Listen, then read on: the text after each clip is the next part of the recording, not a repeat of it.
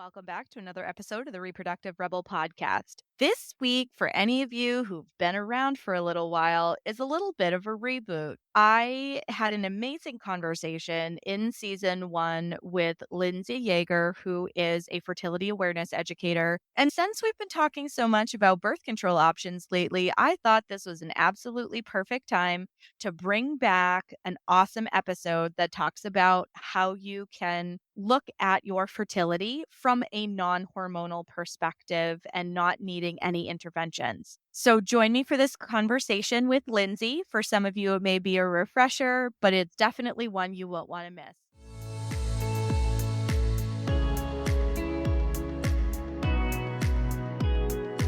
There are so many of us that are starting to question whether we're starting to transition through perimenopause.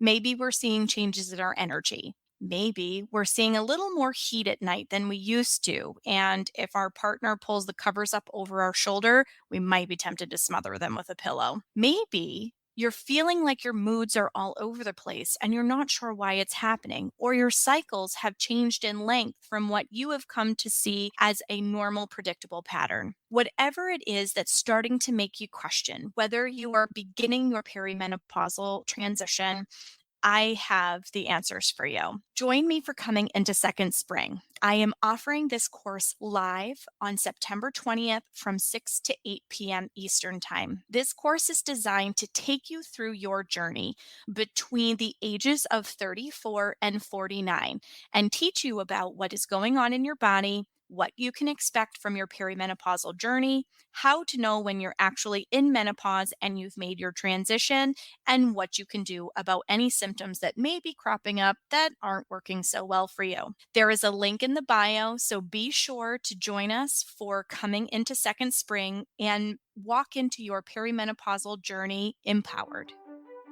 Hi, I'm Adrienne Irizarry. I'm an Eastern medicine practitioner who is passionate about women's health and helping women live their best lives.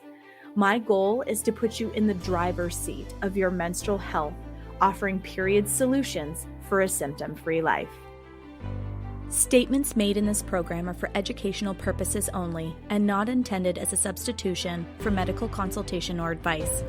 We do not claim to diagnose, treat, or cure any diseases. This podcast is inclusive and welcomes all gender identities.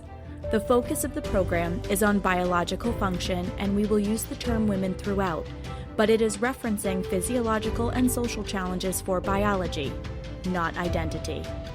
Come as you are, I am happy you're here and welcome all performances of identity. I hope you find something helpful in this show. Hello and welcome to the Reproductive Rebel podcast. Our guest on today's episode is Lindsay Sara of Flow with Your Flow. Lindsay is a womb healing guide and certified fertility awareness method educator. With her master's in social work, she is here with you to connect to your womb, feeling free in your body and trusting your intuition. Welcome to the show, Lindsay. I am so glad to have you here. This is a topic that I talk to my clients about a lot, and I've been looking forward to having a professional on this show to be able to talk to about it. So welcome. Thank you so much for having me. I'm so excited to be here. Lindsay, tell us a little bit about what it means to use the fertility awareness method and what it means to be a fertility awareness educator. Yeah, so the fertility awareness method, I really describe it as a way of learning the language of your menstrual cycle. Your menstrual cycle has so much to share with you, including cues about your health, as well as when you're fertile and when you're not. And when you learn how to understand that language, you can then understand how the health of your menstrual cycle is doing, as well as avoid pregnancy naturally and optimally timed conception. So it really has those three uses. So I view it as a tool that can actually guide you throughout your entire cycling years of your life. So basically what it entails is tracking your menstrual cycle. I usually use 3 specific markers. I'm sure we'll go into further down the road, like the different types of fertility awareness. But what I use is basal body temperature. So your body temperature first thing when you wake up in the morning, your cervical mucus, which is mucus from your cervix. A lot of people say discharge, but there's many different types of discharge. So this is specifically from your cervix. We observe it just by wiping, like when you go to the bathroom, and LH testing, which is a urine test that tests for a hormone that lets you know ovulation is on its way. So it's not just tracking, how am I feeling today? What are my symptoms? When am I getting my period? It's tracking these 3 specific aspects of your cycle: LH, cervical mucus, and basal body temperature, to help you understand your health and fertility signs. And being a fertility awareness method educator, I help people understand their menstrual cycles. I help you understand how to read and learn the cues of your body so that you can confidently know how the health of your menstrual cycle is doing, how to avoid pregnancy naturally so that you don't have to be on the pill or the IUD or the implant, and also optimally time conception if and when you are ready for that. Awesome. See, this is exactly why I wanted to have you on here, because I have lots of conversations with clients about what is the best type of birth control for me. Does the birth control pill help me regulate my cycle? And that's like a whole conversation for an entirely different episode. But I have always really loved being able to help guide people with the beautiful roadmap that their body lays out for them. But sadly, so many of us have not been taught how that roadmap works, what it looks like. Because if we were given that information from the very beginning, I talked about it in the very first episode, whether we haven't been given this information because they don't want us to have the rules of the road, or if it's a little more insidious and it takes our power away. There's a whole bunch of reasons that we could Yeah. not be given this information right from the beginning. But I find that the women I work with, and I'm sure it's the same for you too in your practice, that when they're given that information, it's like the clouds part and the sun comes out, and it's, oh, that's why I feel this way. Yes, that's like the perfect way to describe it. The clouds part and the sun comes out. It's so much clarity. It just Yeah. brings so much clarity. It really does, in terms of how we move through our month. And the last 2 episodes of this podcast, we covered what healthy menstruation is and why I'm so passionate about people knowing what their body is telling them. Because Yeah. you touched on menstrual imbalances, and I can see future episodes going in that direction. But our cycle tells us about our internal health, how we can support ourselves, and learning to be able to read that roadmap is really important. I have a list of questions that I wanted to ask you. It's a culmination of questions that I get quite often in my practice, and I know that you do as well.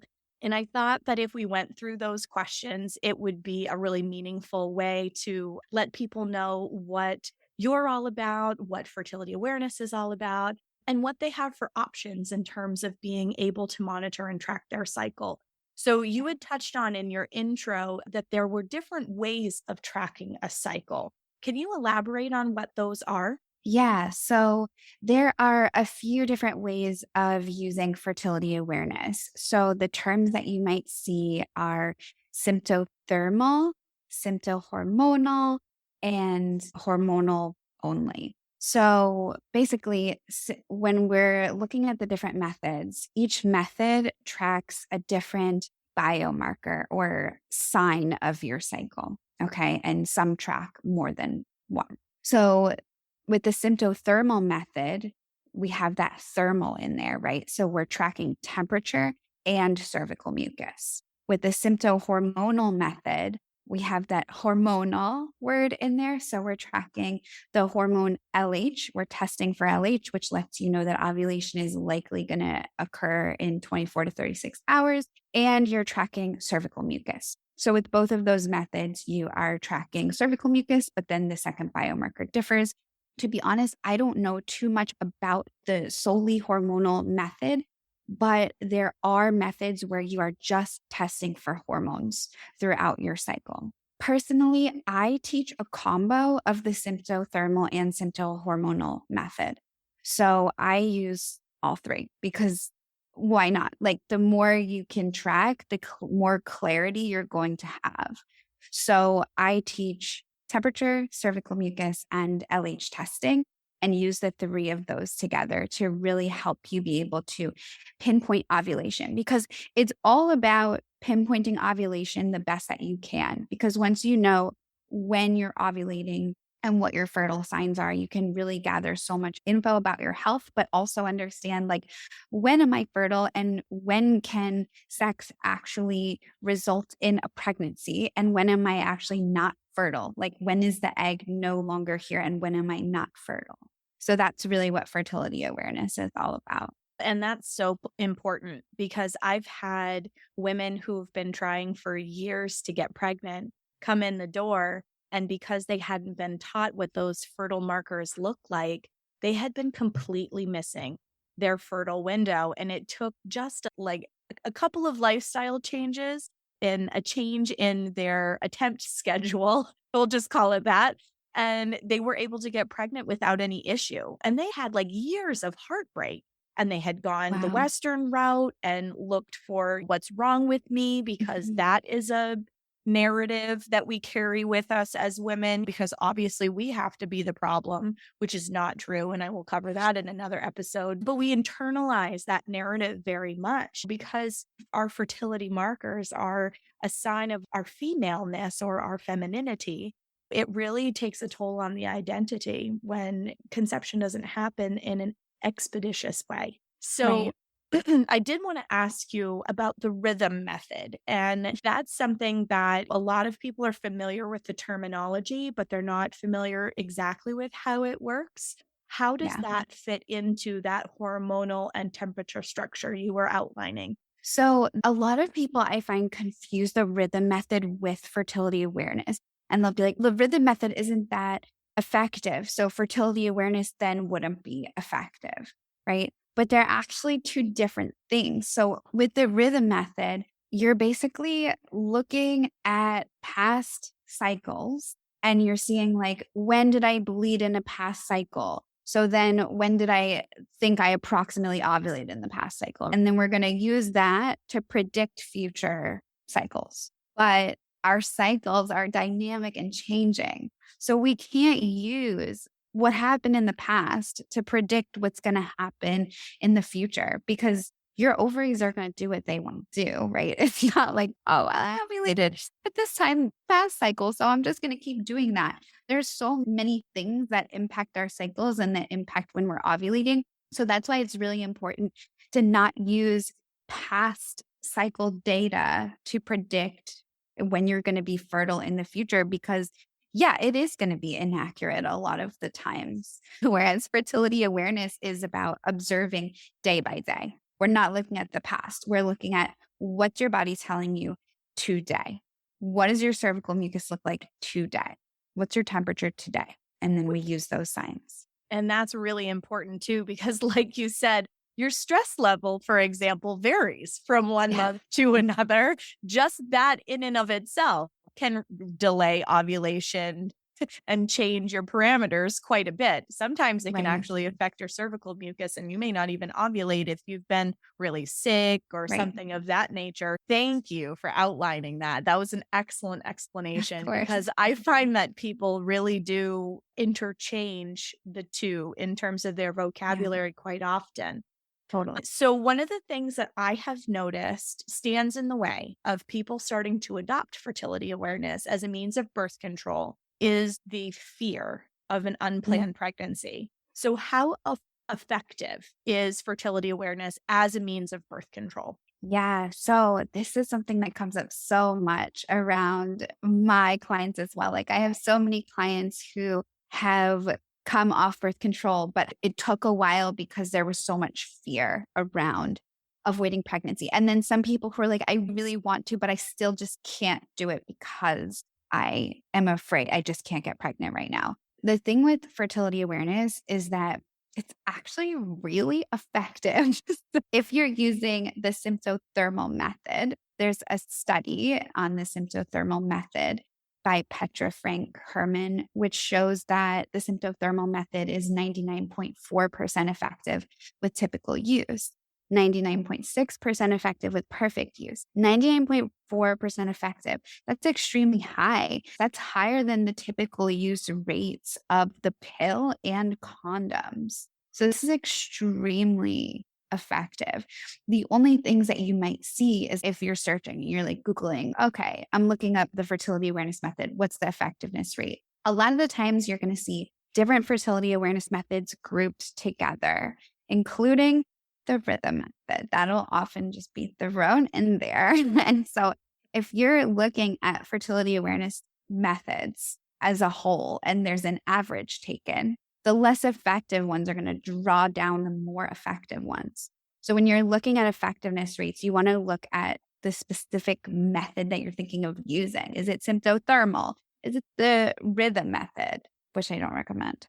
Is it a hormonal method? What are you actually using? And then what is the effectiveness rate of that? Yeah. And I think that's really important too, because culturally, we have been taught to be afraid of getting pregnant. And it's part of that cultural subtext. And even when people really want to start that journey towards motherhood, sometimes there's still that like emotional, deep seated hurdle that you have to jump over going, oh, I'm actually going to allow myself to get pregnant now.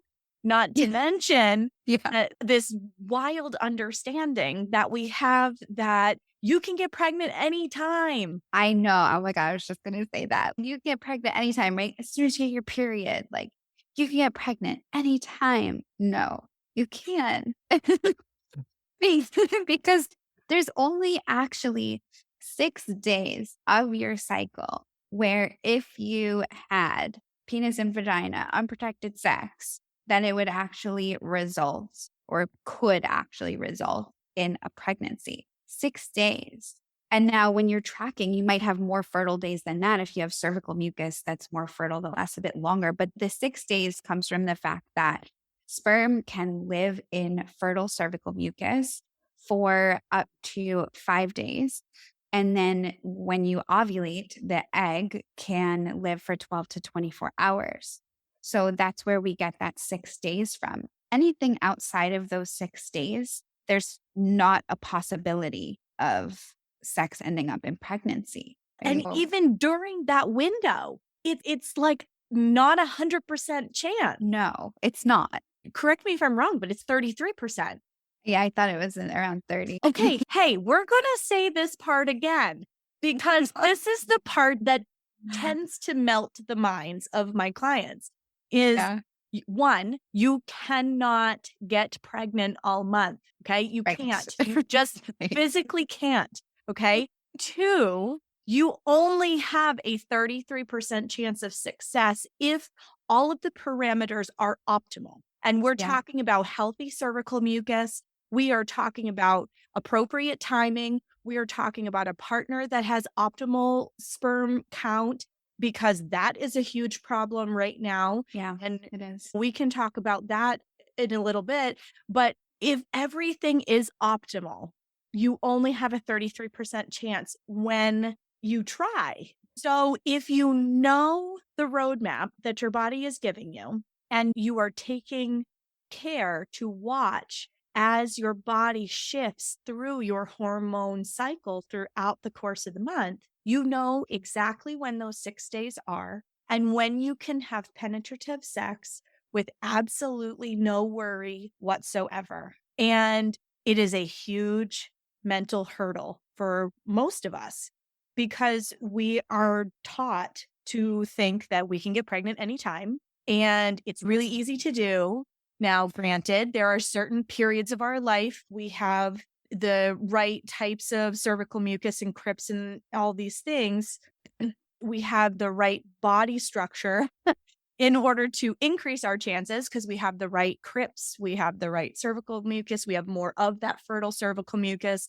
But then even later on in our life, we still have that roadmap all through our bleeding years. Now, from an Eastern medicine perspective, women were successfully having babies up until they went through menopause. Yeah, totally. Like, it's Yeah. possible, folks, but, like, Yeah. you've gotta know your body and you have to know how to take care of it in a really meaningful way. So, anyway, I had to drive that part home because and I know that you get this in your practice too, but I find that one of the biggest hurdles to coming off of birth control is that fear that we have been taught to have about getting pregnant. And then Totally. when we go to get pregnant, we realize, wow, it's not quite as easy and quite as Right. fast as I expected it to be. Right. And we're not Exactly. mentally prepared for that either. No. It's crazy. So anyway, Okay. this is why I wanted to drive This that is home because it's totally. an important one. Fertility awareness isn't just about timing sex in the right part of your cycle. It's about knowing your cycle health too. Because when you get an idea of your cycle health and your hormone levels, because your cervical mucus is going to tell you all about your hormone levels. So once you get an idea of that, you can actually understand, is this an optimal time for me to try to conceive? Or do I need to explore a bit more about what's happening with my hormones before trying? So if conception actually occurs, do I have a better chance that the egg will actually implant, right? And that I won't have a miscarriage. And you need optimal hormone levels in order to sustain a pregnancy.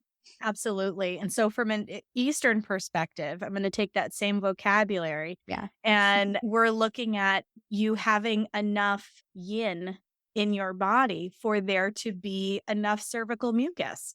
You tend to have very scanty, scarce, or none at all cervical mucus when there isn't enough yin in the body.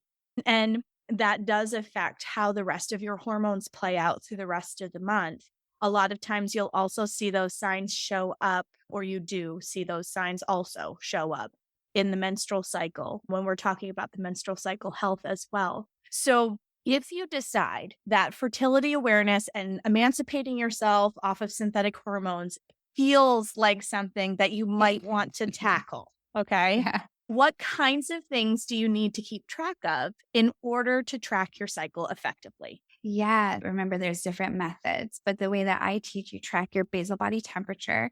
So that's taking your temperature first thing when you wake up in the morning, or wearing something like a temp drop, which is an armband that goes around your arm. It takes your temperature while you're sleeping. So for some people, that's a bit easier if you don't wake up at the same time every day. You're like awake throughout the night or things like that. I use a temp drop. I love it. So your body temperature is going to tell you whether or not you're before or after ovulation. So before ovulation, the temperature is lower. After ovulation, the temperature rises and stays higher until it drops back at the end and you bleed. So temperature is a really amazing map. Cervical mucus is the most important biomarker that you're going to be tracking. And that's going to tell you your fertility status and what's happening with your hormones day by day. Okay. So it's going to let you know when you're approaching ovulation, when you're likely super close to ovulation. And then it will also tell you when you've likely passed ovulation. But we also need temperature to help us really confirm that with more certainty. And then LH testing. LH is a hormone called luteinizing hormone. It's released from the brain 24 to 36 hours prior to ovulation. It triggers ovulation to occur. So this hormone LH surges prior to ovulation. And what we're testing for with urine test strips is this LH surge, so that likely in 24 to 36 hours that you'll ovulate. The reason I say likely is because what if you get sick? What if you get super stressed? What if something crazy happens? Then you might not ovulate. So that's why I say likely. I don't recommend ever using LH testing alone, but when you use it with cervical mucus or with basal body temperature or both, it just helps you have a better idea at pinpointing ovulation. It brings in more clarity. And it's also a really good marker to use if you're trying to conceive and time sex around ovulation. Now, one thing I did want to ask is I get asked about checking cervical position quite often. Yeah. Is that part of what you use with your clients? Because I've had some people go, I don't know about sticking my fingers in there. I'm not really comfortable with that, or Totally. I can't reach it. Yeah, yeah. So can you still have really accurate results if you're only using basal temperature, cervical mucus, for example? Totally, yes. So cervical position is just an optional biomarker. It's optional. I usually recommend cervical position if cervical mucus is really confusing or if basal body temperature is really confusing. If something else is confusing and isn't giving you the clarity that you're desiring, then cervical position can be something that you can add in for a little bit more clarity, but it's not necessary.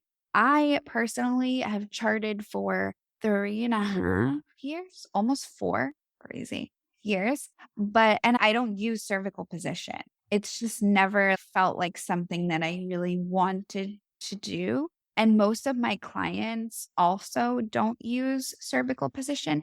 In my course, I do have a module that like teaches you how to check cervical position if you want to add that in, but it's not necessary at all in order to get accurate results if you're using the other biomarkers. Awesome. Yeah, Yeah. that's something that I get asked fairly frequently because it's the same pushback that I get about a menstrual cup.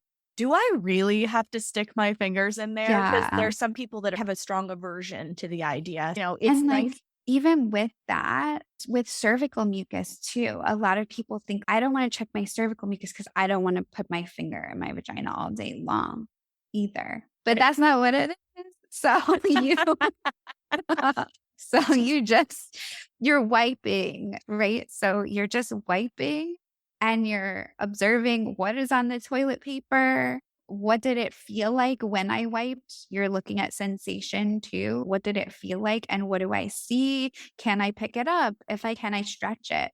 We're not inserting your finger into your vagina all day long to check cervical mucus because it can just honestly bring more confusion into it as well as bacteria, unless your hands are clean all day long. So, just with the wiping method, that's going to minimize exposure to bacteria and also just give you like a clear and consistent way to do it. Excellent. That actually made me think of something else that I talk about with my postpartum clients. So, fertility awareness tracking can actually take place when you're in the postpartum period because you can start ovulating long before you start having a bleed. And so, correct me if I'm wrong, but it's like 62 days or so Well, after so the thing giving is, birth. like, it's not necessarily that you start ovulating well before you have a bleed, because, like, a luteal phase, which is the time from after bleeding until menstruation, can range from on average 9 to 17 days. So once you ovulate, you are going to bleed pretty soon afterwards, and it's probably going to be within 2 weeks. But what you will see way before bleeding is fertile cervical mucus making an appearance. So you will see fertile cervical mucus coming in patches. Like you're going to see it and then it might leave for a little. And then you see it come again and then it might leave. And that's your body trying to decide like where to put its resources.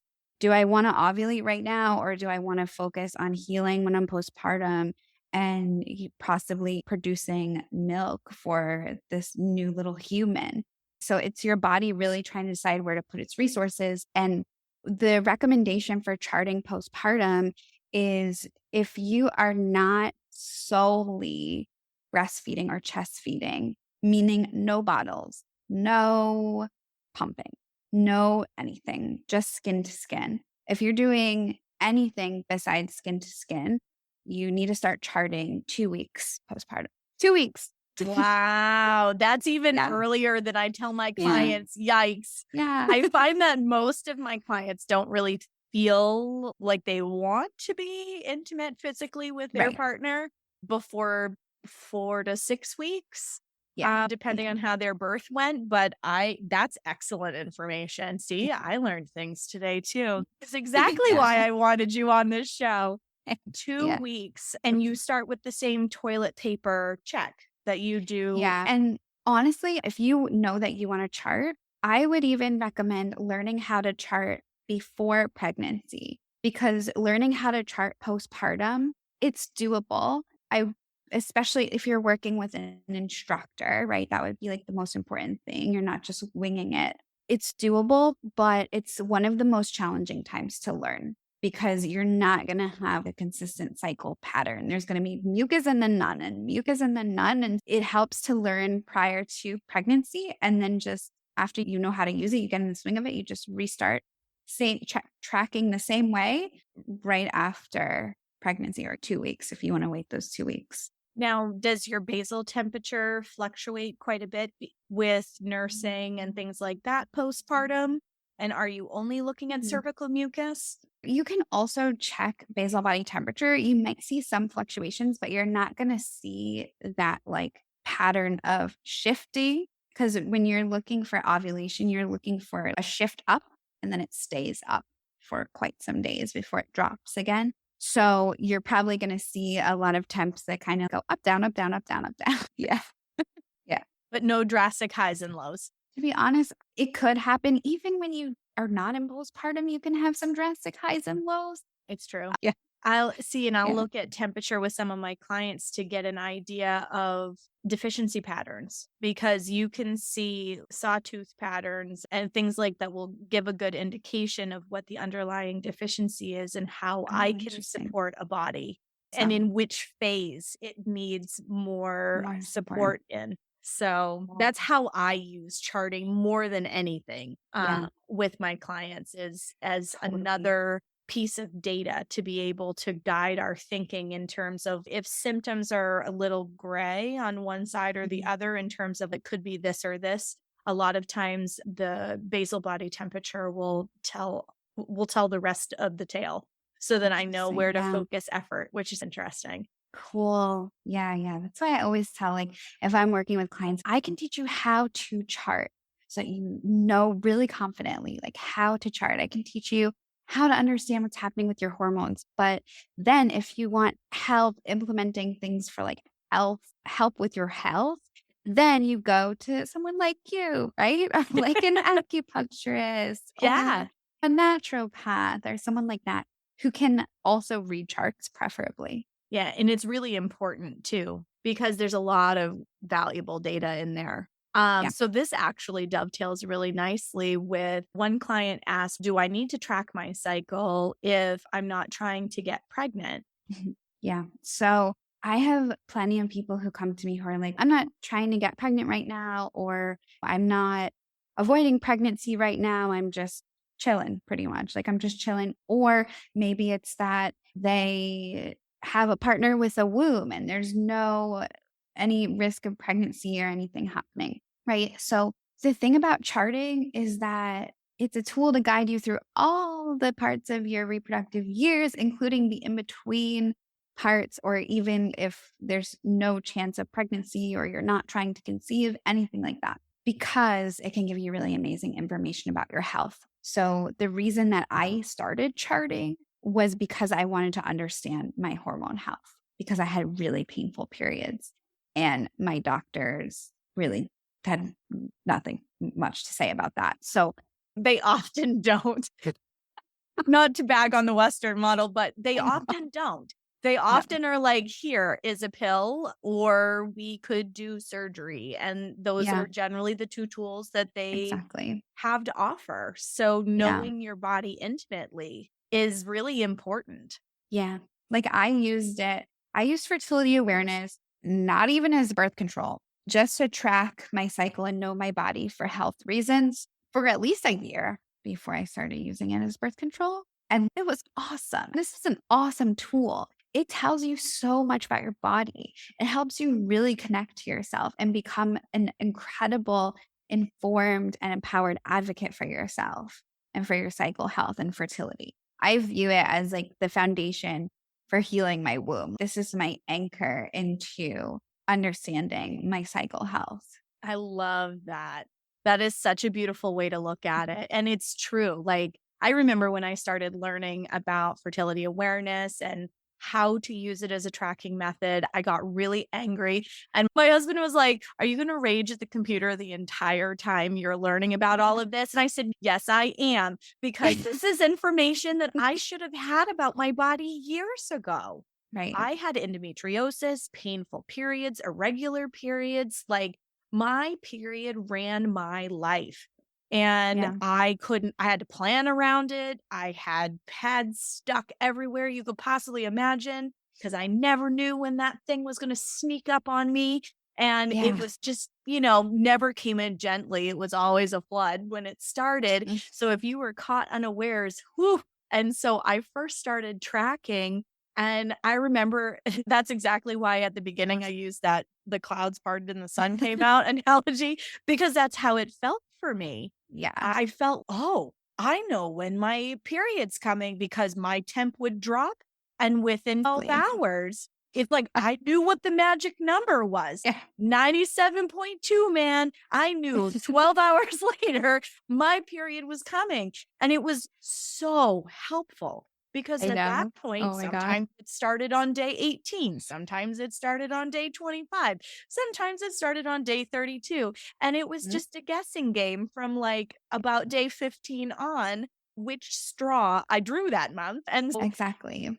it catapulted me into the work that I'm doing now. And I remember thinking like, oh man, if I had known this years ago, and then I was mad at the system that I didn't know this years ago. So I Right. love I this, know. Me the too. way that you're capturing this.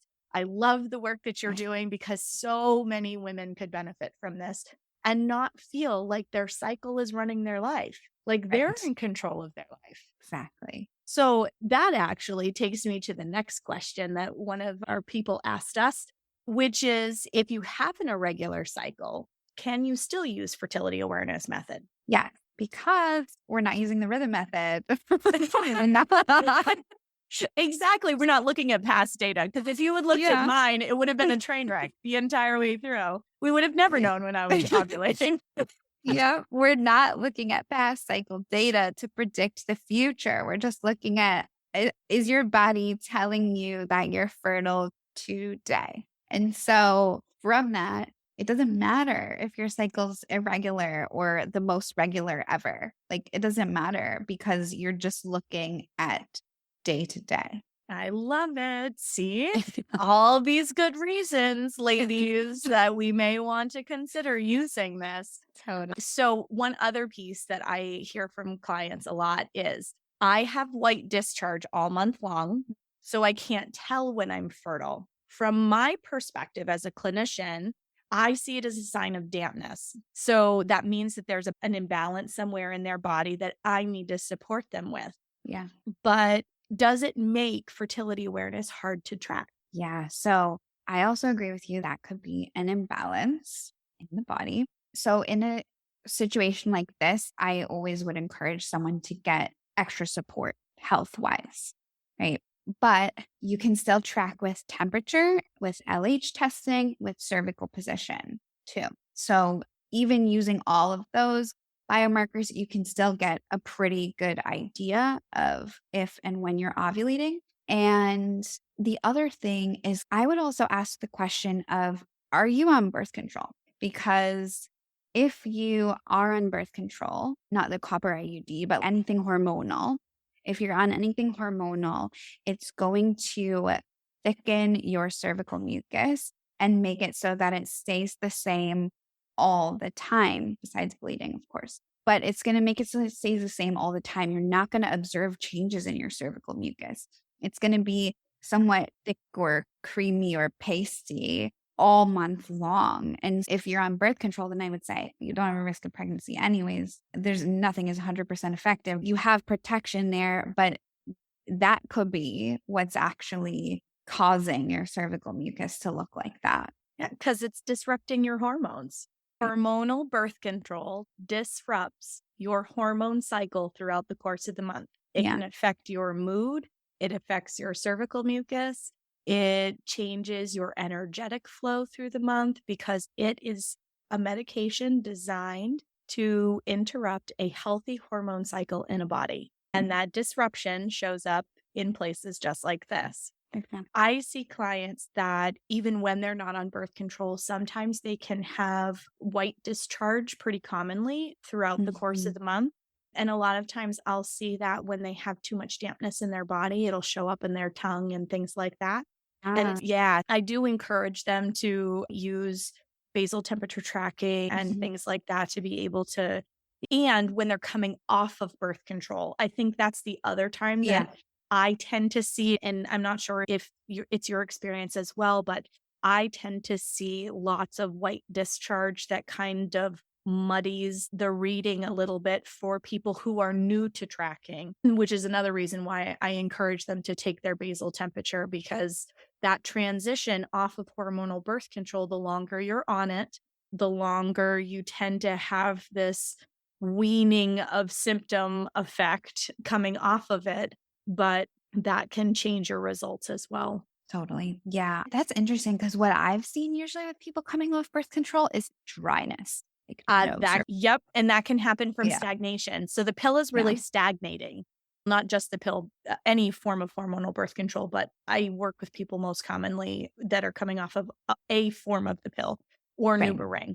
I can either see, depending on their body constitution, I'll see the white or I'll see dry, and it has to do with stagnation actually in both cases. One creates more of a swampy situation and there's too much dampness, and in the other, there's not enough yin, and so they're Yeah, too dry. totally. So can somebody learn to do this on their own, or should they work with a certified educator like yourself? Yeah. So I recommend or I view self teaching, learning it on your own as a really good place to begin. So I began fertility awareness teaching myself. Like I was reading books and I was getting really into it, but I realized that I learned a lot. It was awesome. I learned a lot. It was so exciting. Like I was learning so much about my body. But then it got to a point where I was like hitting a plateau and I was like, I'm not quite reaching the level of confidence and the level of clarity that I really am desiring. And I wasn't comfortable at all using it as birth control when I was just teaching myself. So I got to a place where I was like, you know what? I'm going to work with an instructor. Like it's time. I feel like if you get to that place where you are hitting a plateau and you're realizing, like, I want to go deeper, that's your cue. That's your cue to work with an instructor. Or you don't even have to begin with it self teaching. If you know that you're serious about this, that you want to learn it right from the get go with guidance and confidence and clarity, then like you can start working with an instructor right away. It depends on what are you using it for? Do you want to use it as birth control right away? Are you just trying to get to know yourself a bit better? And how serious about it are you? How serious are you in with avoiding pregnancy? Is that a very big priority for you? How serious are you about truly understanding your health symptoms? And so it can be really helpful to work with an instructor to get to that level of clarity and confidence that you're really going to want in order to have this really be a sustainable practice. There are plenty of people who I work with who started teaching themselves, who come to me and they're like, oh my gosh, I realized that this whole time I was checking cervical mucus wrong. Or Wow. yeah, something like that. Or, oh my gosh, like I didn't realize it was like this. Or I was only checking internally once a day when you're supposed to be checking cervical mucus all day every time you wipe, right? So they could be missing stuff. I've had people who have tried to teach themselves and then ended up with an unplanned pregnancy. And these are the things that go around of don't use fertility awareness. It's not reliable. Did you work with an instructor? Were you trying to teach yourself? That's usually the question that I have right off the bat. But like there's plenty of times when people come to me and be like, "Oh, you know what? Like I realized wasn't fully understanding my basal body temperature or there's like things that were missing." Like you can have some of the pieces in place when you are teaching yourself, but then when you work with an instructor, that's when you're going to be able to fill in the missing gaps and really make sure that everything is like clear and cohesive. I love that.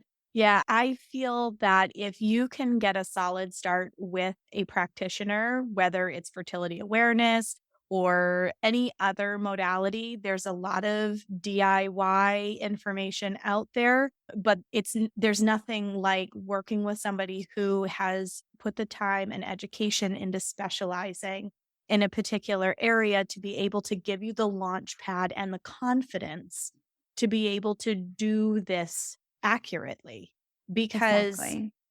it's so effective when you know what Right. you're looking for. Yeah. And that 99.4% effectiveness rate with typical use from that study that I mentioned before, that was a study based on people who worked with an instructor. That wasn't a study of people who were self teaching.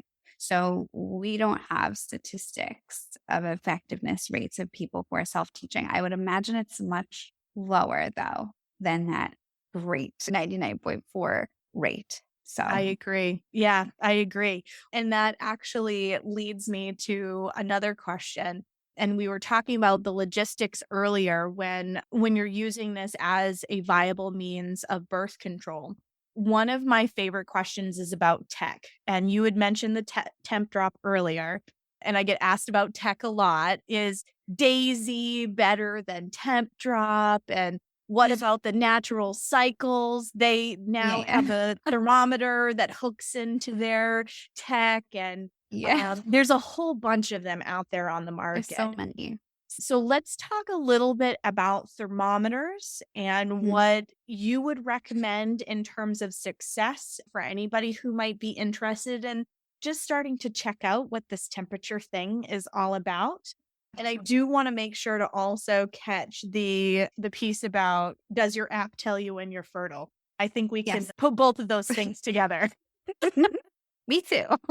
Okay. I'm going to start with what I don't recommend. So I don't recommend using Daisy or natural cycles because with those methods, that's like a good, like fancy rhythm method, basically, because it's using past cycle data to predict your fertility in the future. And as we talked about, that's often going to be inaccurate. I'm not an expert on this. I'm trying to think of the article that I read about it, but I think it was Daisy. Don't count me to this, though. Don't hold me to this. That had to change their marketing around to not saying it was for avoiding pregnancy. So yeah, with Daisy and natural cycles, we're using past cycle data to predict what's going to happen in the future. And basically with that, you're going to get some inaccurate predictions. So what I recommend is if you're going to use an app, you can chart on paper if you want. Like I have some really great paper charts I provide my clients with. But if you want to use an app, the only app that I recommend is Read Your Body. And Read Your Body is an app that is extremely customizable and doesn't make any future predictions of anything. Okay. So it's basically like you inputting your own data day to day and understanding your own fertile signs. Like you have so much power in knowing your body. You know your body so much better than an app does. So we don't want any apps that are going to make predictions for you and say, on these days, green days, you're good to go, or red days, you can't, or whatever. We don't want anything like that. We want to actually understand our body enough to be able to make our own decisions day by day of, am I fertile today or am I not, without an app telling us for us. So I recommend Read Your Body as the app, but you need to know how to use fertility awareness in order to use that app, or it's going to be a bit confusing. The other thing I recommend is, as far as thermometers go, you can use a glass thermometer. You can use a digital thermometer, or you can use a temp drop, which is a wearable thermometer. They all have their pros and cons. And in order to really recommend one, I'd have to understand your sleep patterns and when you're waking up and all of that. But if you want a reliable thermometer that's going to be good to go no matter what your sleep patterns are, then I recommend Temp Drop, because with Temp Drop, you wear it on your arm, you wear it while you're sleeping, and it uses an algorithm and it's taking your temperature throughout the night and then giving you your temperature once you wake up in the morning and sync it to your phone. So it has its own app, the Temp Drop app, I don't really recommend that app because for charting. I recommend it. You have to use it in order to pull your temperatures in, but I don't recommend it for all of your charting because it just doesn't have as many customization features really. So with Read Your Body, it has a temp drop integration where you can actually go in and log in with your temp drop information. And then every day you go in and chart. I almost just want to pull it up on my phone. So basically, you go in and you just literally click pull from temp drop every day, and it'll just pull your temperatures in. The thing about temp drop too is that the past 2 to 3 temperatures are always subject to change due to its algorithm. So when you have it synced to Read Your Body and you're pulling in the temperatures, it's going to automatically update the latest 2 to 3 temperatures. Whereas if you're charting on paper with temp drop, you have to constantly update those temperatures yourself. So you're going to want to chart in pencil if that's the case. But as far as like apps and thermometers go, temp drop is an investment. It's a good one. So I love temp drop. Before I used temp drop, I just used like a digital BT thermometer. I really like the easy at home one. I don't know. I used it for a while. I really liked it. But temp drop has really taken a lot of stress off of like getting the perfect temperature. So I love temp drop and Read Your Body. Awesome. I didn't know. See, I am a new temp drop user. I just started using it because I wanted to be able to talk to my clients about it. And I've read some really great things about it. And I like the fact that it takes some of the inconsistency out of that first thing in the morning.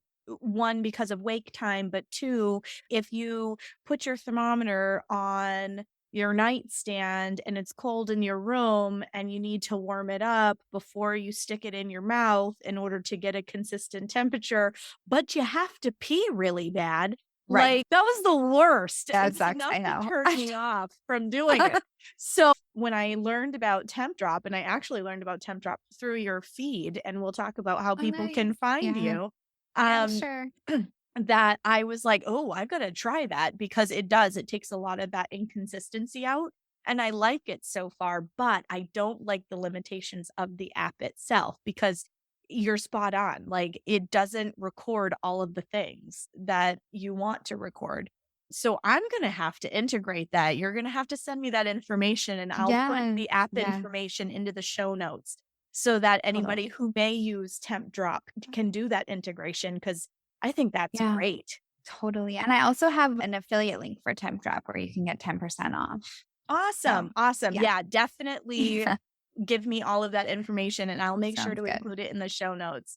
Okay. So, final words for our audience about using fertility awareness, the power of using that in terms of their overall health, and any gems that you would like to send people off with. Gem. I would say this is a life-changing practice. I can't even imagine not having it anymore now that I have it. Now that I use it, nobody takes it away from me. This is my practice.